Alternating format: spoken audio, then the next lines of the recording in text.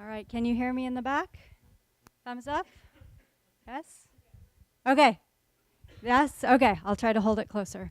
All right, I would like to thank the meeting organizers for inviting me today, and thank all of you for being here on a Saturday, right before a holiday. I really appreciate that you're all here. So what I'm going to be talking to you about weaves in with a lot of the other talks that you've heard today. And it's a story that I've been working on about the last year or so with some colleagues at the University of the Pacific, so Eileen Campfield and Kirkwood Land. All right.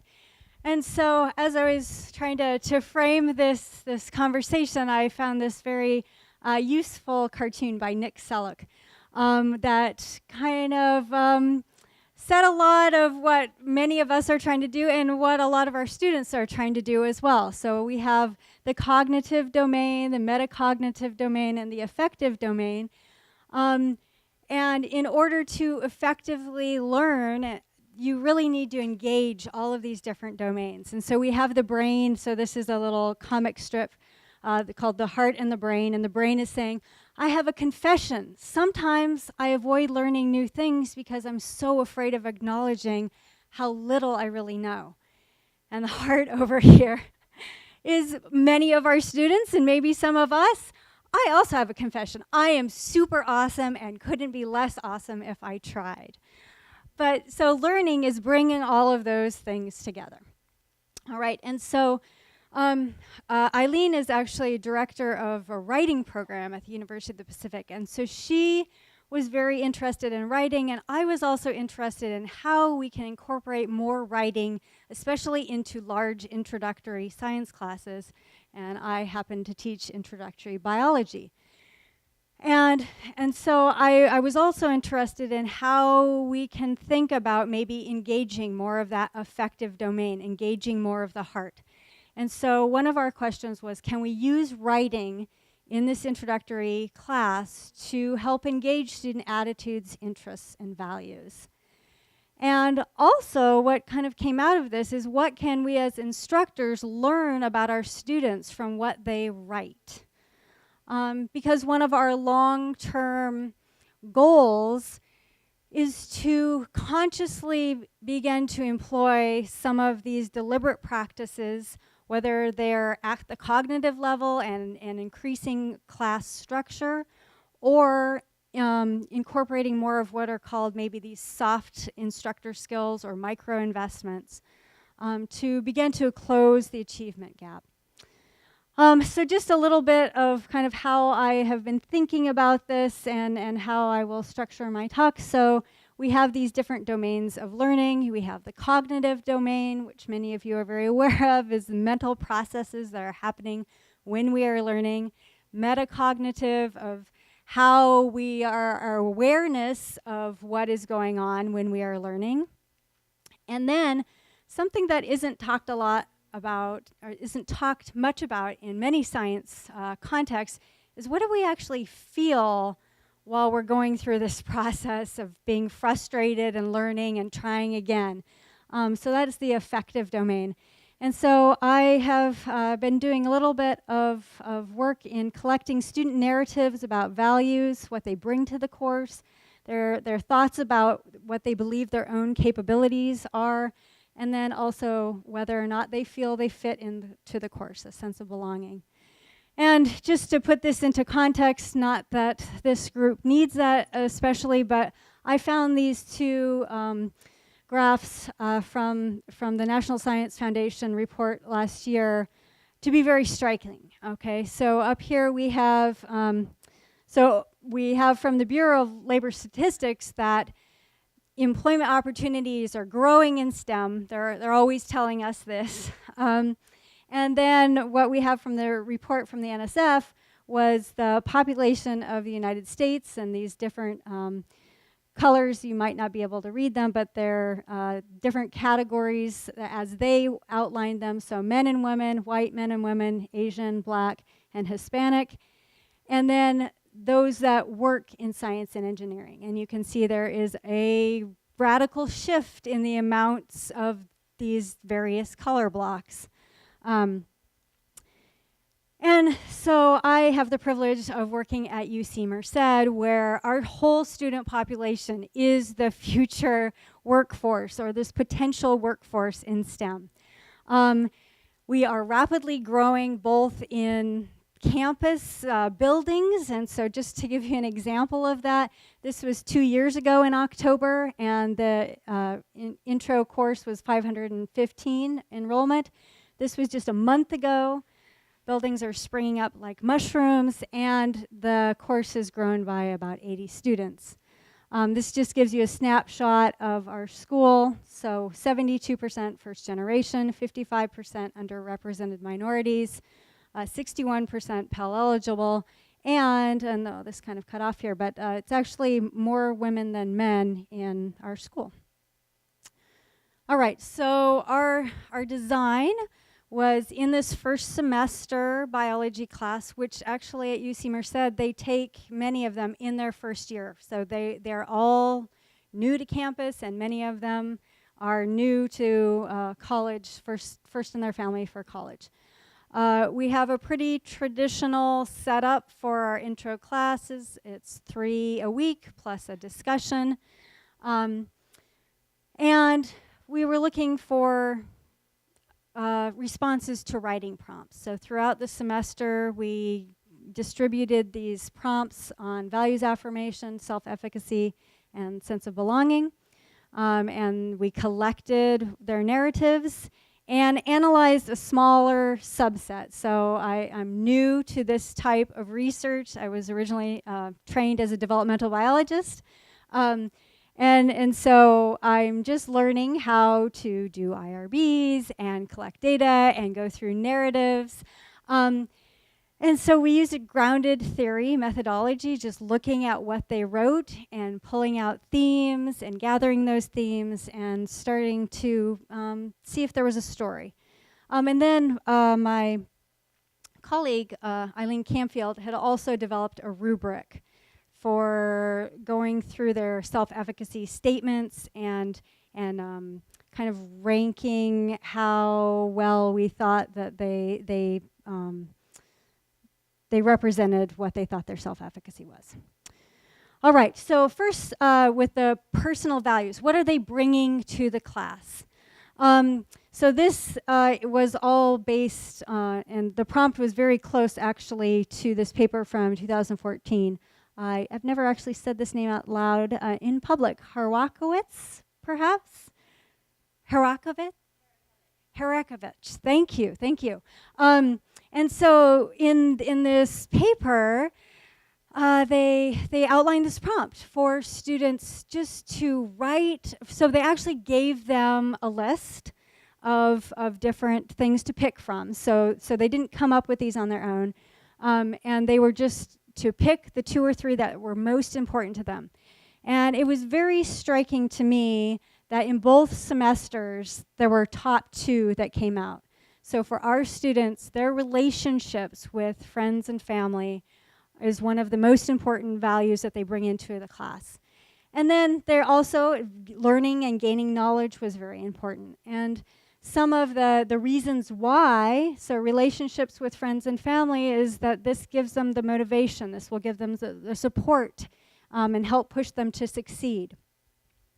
And then over here with learning and gaining knowledge, it was very striking to me that they thought that this is going to help expand their appreciation of the world, their knowledge of the world, and allow them to have more opportunities than their parents or relatives.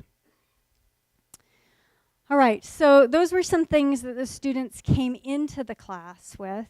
And so then we also asked them about what, at the beginning of the course, what they thought their strengths and weaknesses were. So what were their beliefs and their strengths and weaknesses?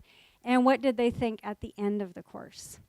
And again, we gathered those statements. And in this box plot, we're actually using that self-efficacy rubric that Eileen developed and scoring each one of them for these different pieces of evidence that were first put forward by Bandura in his writings on self-efficacy. And so the idea of efficacy, mastery, experiences, modeling, affect, and social agency. And this was on a scale actually of -1 to 3.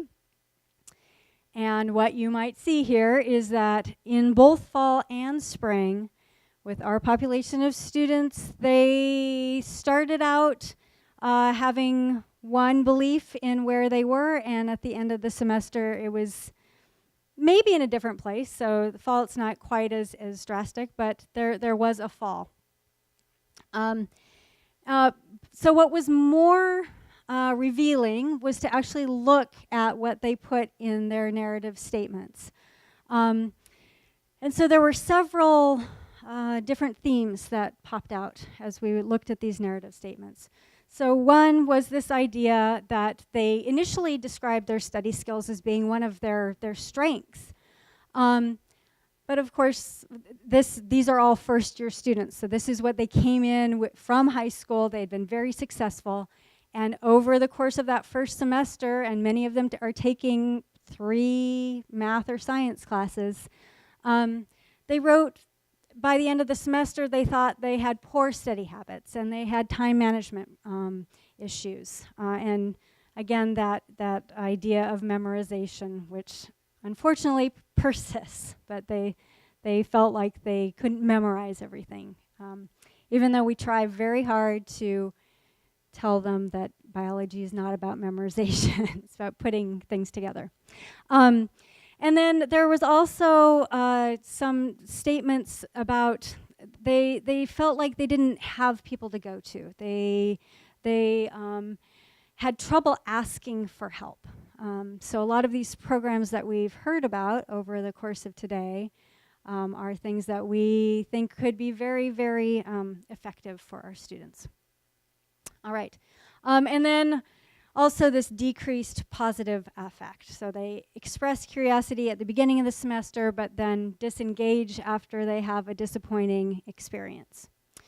However, one light in all of this was that when you compared the fall to the spring students are starting to understand what they need to do to succeed in college. And they really talk about their willingness to try, to put in effort, to better organize. And I found that to be a very hopeful in all of these narrative statements. All right, so one last piece that, how much more time do I have? I'm doing good? Okay, great. Then maybe I'll get to talk about the other thing that I put in as a maybe.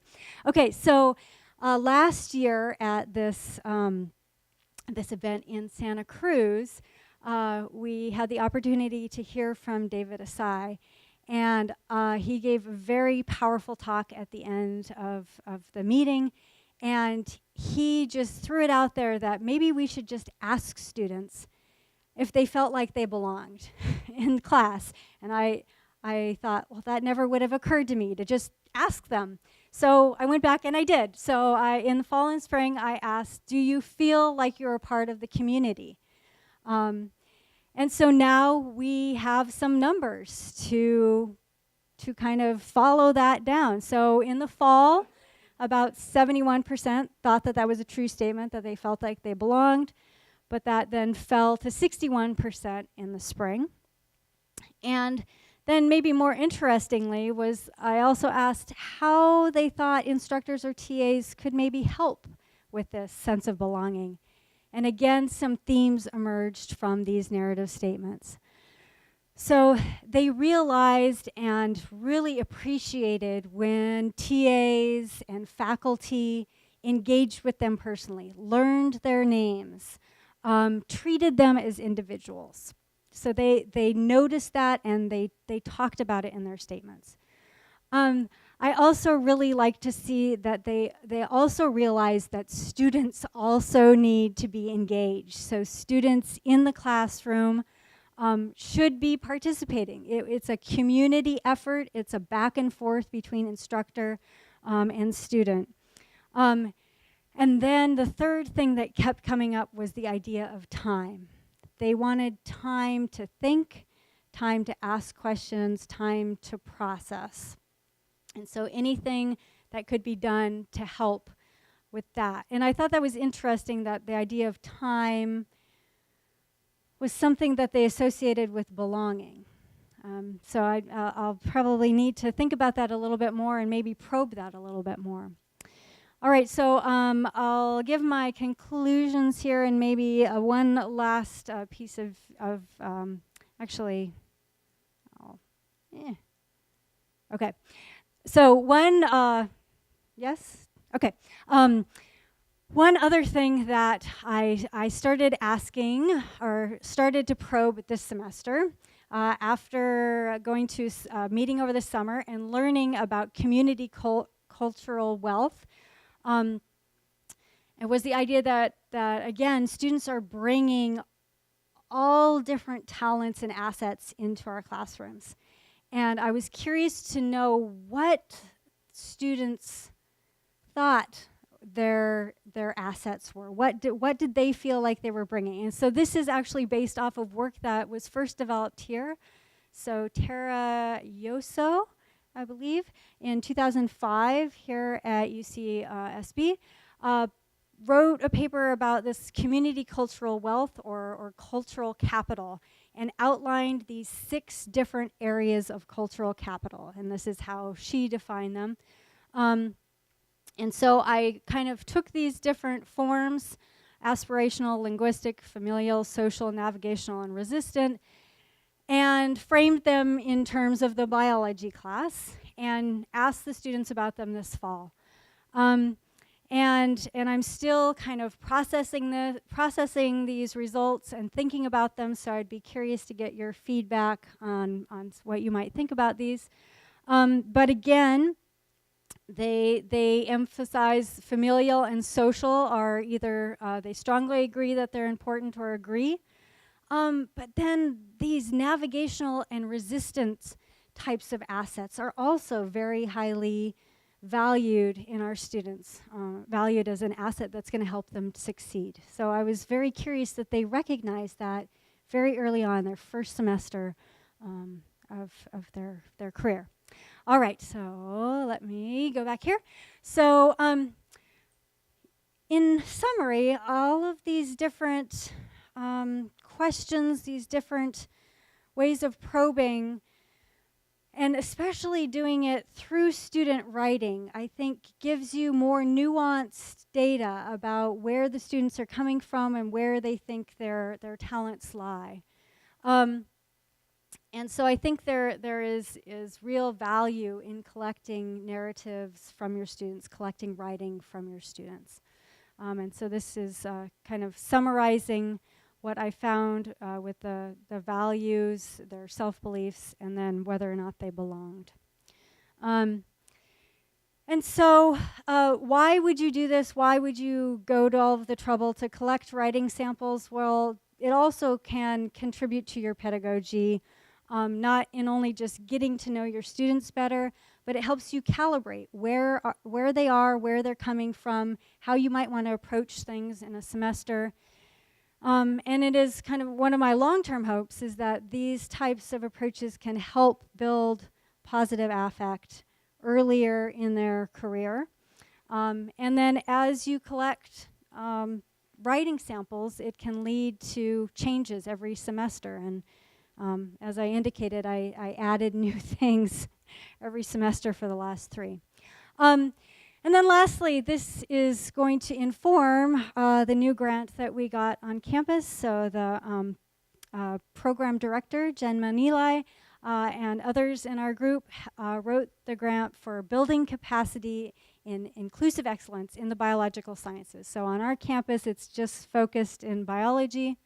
And it's my hope that some of this narrative data can be at the beginning of this process, because a lot of what you all have been working on, we want to bring to our campus and see how we can more fully develop our faculty and professional development, how we can convert our laboratories to be more student-centered, and then incorporate our new living learning communities into this grant as well and get a lot of interactions with faculty and students in the living learning community. All right, and with that, I would like to thank my collaborators at UC Merced and at the University of the Pacific, and all of these training opportunities to just expose faculty to new ideas, but most of all, the students who participated in the study. So thank you, and I'll take questions. Yeah. I noticed that the data you gave us at the very beginning, the areas that students thought were most important to them, learning and gaining knowledge, a steep drop-off from fall to spring. Yes. What do you make of that? Is that, are you having the students do the writing assignment at the beginning of the course or at the end of the course? And do you think it's reflective of what they should have thought? Yeah, so the question is, in the fall versus the spring, the student declared values. There was a drop-off between spring and fall in their importance of learning and gaining knowledge. And so that prompt was at the beginning of the semester, both semesters. And it would be my guess that it could be like after that first fall semester, they're still kind of recovering. And there's a little bit of a shock that's still maybe in their system. The self-efficacy statements, one was taken at the beginning and one was at the end. And so then that was where I saw at the end of spring, there seemed to be some recovery maybe in having faith and like, I can do this, and yeah, so. Yeah. Laura, the sense of belonging question that you asked them, do you know if there's any differences between commuters versus non-commuters? Do you have a lot of commuters? So sense of belonging, if there's a difference between commuters and non-commuters, I do not know. We have some commuters, but that's a really good question. I don't even know if I've ever heard like the percentage of the students that are commuters. It's not maybe as high, so you've been to Merced. It is in the middle of nowhere. So it isn't like commuting from very far is very not. I don't think there are many students that are commuters, but yeah, that's an interesting thing to think about when you're thinking about belonging. Yeah. Related question, actually, whether the sense of belonging for students who are from underrepresented groups is automatically greater when they're the majority of students in the class, whether, I don't know if there's numbers from Berkeley to compare or... Yeah, that would be an interesting thing to think about with comparing on different campuses. Yeah. I guess, can I? Yes.